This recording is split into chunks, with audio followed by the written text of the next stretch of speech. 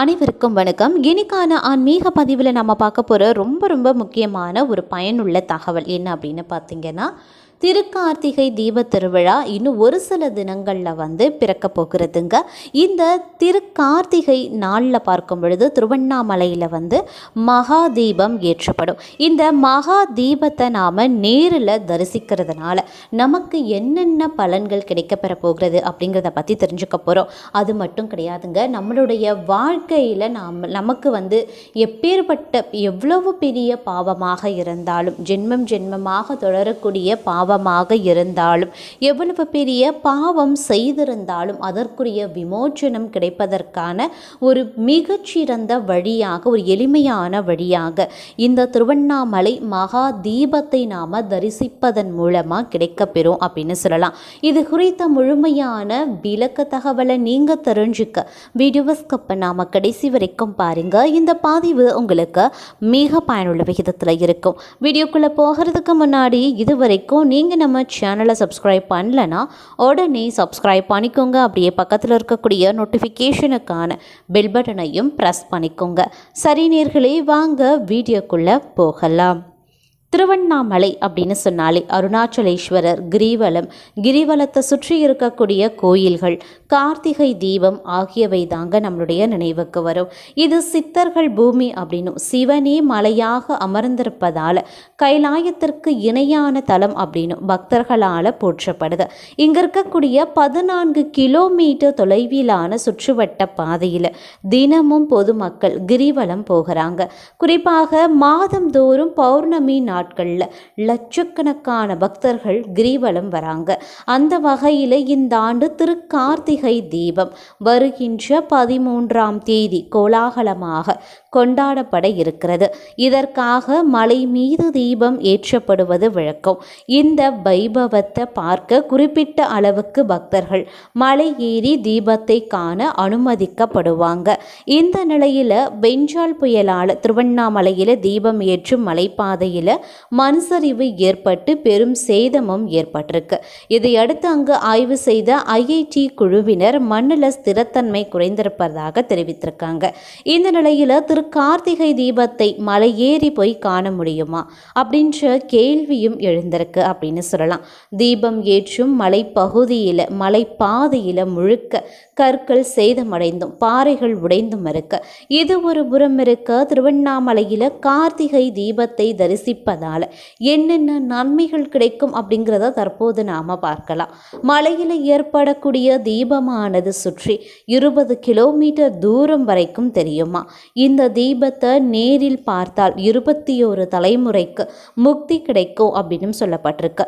திருவண்ணாமலை தீபத்தன்று மலையை பார்த்து ஓம் நமக் சிவாயா என்ற மந்திரத்தை உச்சரித்தால் 3 கோடி முறை உச்சரித்த புண்ணியம் உங்களுக்கு கிடைக்கப்பெறும்.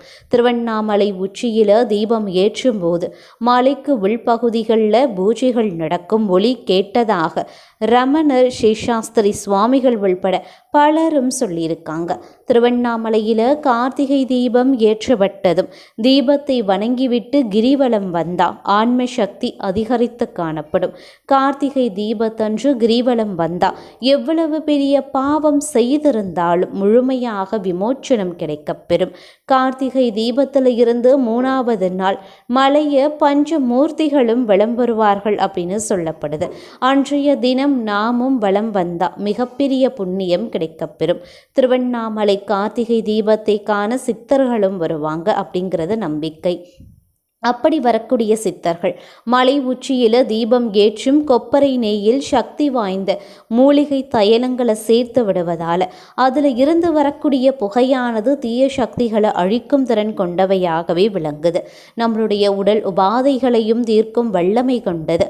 தீபத்தன்று கிரிவலம் செல்பவர்களுக்கு 1000 அஸ்வமேத யாகம் செய்து பலன்கள் கிடைக்கப்பெறுமா. மலையில் ஏற்படக்கூடிய இந்த தீபம் சுமார் 11 நாட்கள் வரைக்கும் எரியுமா. இந்த நேரத்தில் எத்தனை காற்று மழை வந்தாலும் தீபம் அணையாது.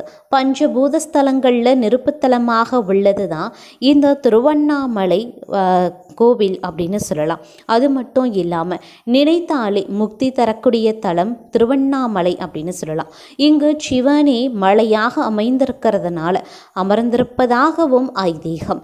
அதனால தான் சிவனை வலம் வந்து வழிபடுவதாக நினைத்து பக்தர்கள் மலையை கிரிவலமாக வந்து வழிபடும் வழக்கம் இங்கு இருக்கு. அளவில்லாத சிறப்புகள் அற்புதங்கள் நிறைந்த தலமாக திருவண்ணாமலை விளங்குகிறதுங்க. திருவண்ணாமலையின் சிறப்புகளுக்கு முதன்மையானதாக இருப்பது திருக்கார்த்திகை அன்று மலை உச்சியில் ஏற்றப்படக்கூடிய மகா தீபம்தான். இதுபோல மலை உச்சியில தீபமேற்றி வழிபடக்கூடிய வழக்கம் வேறு எந்த கோவில்லையுமே கிடையாதுங்க.